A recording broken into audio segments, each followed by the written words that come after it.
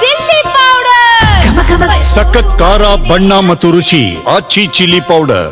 2028ಕ್ಕೆ ಸಿದ್ದು ಸ್ಪರ್ಧೆ ಸಂಚಲನ ಮೂಡಿಸ್ತಾ ಇದೆ. ನಿವೃತ್ತಿ ಬದಲು ಸ್ಪರ್ಧೆಗೆ ಸಿಎಂ ಇಂಗಿತ, ಹಲವು ಸಚಿವರಿಂದ ಇದಕ್ಕೆ ಬೆಂಬಲ ಕೂಡ ಸಿಗ್ತಾ ಇದೆ. ಈ ಹಿಂದೆ ಸಿದ್ದರಾಮಯ್ಯನವರು ಇದೇ ಲಾಸ್ಟು, ಇನ್ನು ಎಲೆಕ್ಷನಿಗೆ ನಿಲ್ಲಲ್ಲ ಅಂತ ಹೇಳಿದ್ರು. ಬಟ್ ಈಗ 2028ಕ್ಕೂ ಕೂಡ ಸಿದ್ದರಾಮಯ್ಯನವರು ಸ್ಪರ್ಧೆ ಮಾಡುವಂತ ಸಾಧ್ಯತೆ ಇದೆ ಅಂತ ಹೇಳ್ತಾ ಇದ್ದಾರೆ. ರಾಜ್ಯದಲ್ಲಿ ಸಂಪುಟ ಪುನಾರಚನೆ ಸೇರಿ ಮಹತ್ವದ ರಾಜಕೀಯ ಬೆಳವಣಿಗೆ ನಿರೀಕ್ಷಿಸಿರುವ ಹೊತ್ತಿನಲ್ಲೇ ಮುಖ್ಯಮಂತ್ರಿ ಸಿದ್ದರಾಮಯ್ಯನವರು 2028ರ ಚುನಾವಣೆಯಲ್ಲೂ ಸ್ಪರ್ಧಿಸುವಂತೆ ನನಗೆ ಒತ್ತಡವಿದೆ ಎಂಬ ಸ್ಫೋಟಕ ಹೇಳಿಕೆಯನ್ನ ಇದೇ ಸಂದರ್ಭದಲ್ಲಿ ನೀಡಿದ್ದಾರೆ.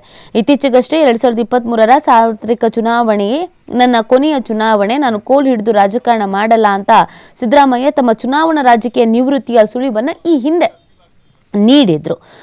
ಆದರೆ ಖಾಸಗಿ ಸುದ್ದಿವಾಹಿನಿಯೊಂದರ ಕಾರ್ಯಕ್ರಮದಲ್ಲಿ ಪಾಲ್ಗೊಂಡು ಮಾತನಾಡುವ ವೇಳೆ ನೀಡಿದಂಥ ಸಿದ್ದರಾಮಯ್ಯ ಪುನಃ ಸ್ಪರ್ಧಿಸುವ ಇಂಗಿತ ವ್ಯಕ್ತಪಡಿಸಿ ಹೇಳಿಕೆ ನೀಡಿದ್ದಾರೆ.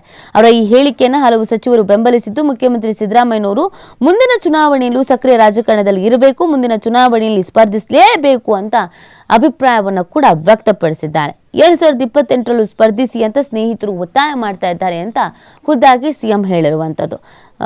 2028ಕ್ಕೂ ನೀವೇ ಸ್ಪರ್ಧೆ ಮಾಡಿ ಅಂತ ಹೇಳ್ತಾ ಇದ್ದಾರೆ ಅಂತ ಹೇಳಿದ್ದಾರೆ. ಇನ್ನು ಭೈರತಿ ಅವರು, ಸಚಿವ ಭೈರತಿ ಅವರು, ಹೌದು 2028ಕ್ಕೂ ಅವರೇ ಸ್ಪರ್ಧೆ ಮಾಡ್ತಾರೆ ಅಂತ ಕನ್ಫರ್ಮ್ ಮಾಡಿದ್ದಾರೆ.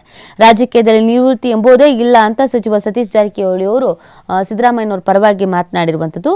ಸಿದ್ದರಾಮಯ್ಯ ಮತ್ತೆ ಸ್ಪರ್ಧಿಸಬೇಕು ಅಂತ ಸಂತೋಷ್ ಲಾಡ್ ಅವರು ಕೂಡ ಹೇಳಿದ್ದಾರೆ. ಅಲ್ಲಿಗೆ ಅವರ ಆಪ್ತ ಬಣದವರು, ಆಪ್ತ ವರ್ಗದವರು ಸಿದ್ದರಾಮಯ್ಯನವರು 2028ಕ್ಕೂ ಕೂಡ ಎಲೆಕ್ಷನ್ಗೆ ನಿಲ್ಲಿ ಅಥವಾ ನಿಲ್ಲಬೇಕು ಅನ್ನುವಂಥ ವಿಚಾರವನ್ನು ಪ್ರಸ್ತಾಪಿಸಿದ್ದಾರೆ. ಗೊತ್ತಿಲ್ಲ ಮುಂದೆ ಮತ್ತಿನ್ಯಾವ ಸ್ಟೇಟ್ಮೆಂಟ್ ಕೊಡ್ತಾರೆ ಅಂತ. ಯಾಕಂದರೆ ಈ ಹಿಂದೆ ನಾನು ನಿಲ್ಲಲ್ಲ ಅಂತ ಹೇಳಿದರು, ನನ್ನ ಲಾಸ್ಟ್ ಚುನಾವಣೆ ಅಂತ ಹೇಳಿದರು. ಈಗ ಅವರೇ ಖುದ್ದಾಗಿ ನಿಲ್ಲಿ ಅಂತ ಒತ್ತಾಯ ಇದೆ ಅಂತ ಹೇಳಿರೋದ್ರ ಮುಖಾಂತರವಾಗಿ ಅದಕ್ಕೆ ಕೆಲವೊಂದಷ್ಟು ನಾಯಕರುಗಳು ಹೌದು ಅವ್ರು ನಿಲ್ಕೋಬೇಕು, ಅವರ ಮಾರ್ಗದರ್ಶನ ನಮಗೆ ಬೇಕು, ಅವಶ್ಯವಾಗಿ ಬೇಕು, ಅವರು ಚುನಾವಣೆಯನ್ನು ಇನ್ನೂ ಕೂಡ ಎದುರಿಸಬೇಕು, ಸುದೀರ್ಘವಾಗಿ ರಾಜಕೀಯದಲ್ಲಿ ಇರಬೇಕು, ರಾಜಕೀಯದಲ್ಲಿ ನಿವೃತ್ತಿ ಅನ್ನೋದೆಲ್ಲ ಸುಳ್ಳು ಅನ್ನುವಂಥದ್ದನ್ನು ಹೇಳ್ತಾ ಇದ್ದಾರೆ. ಸೊ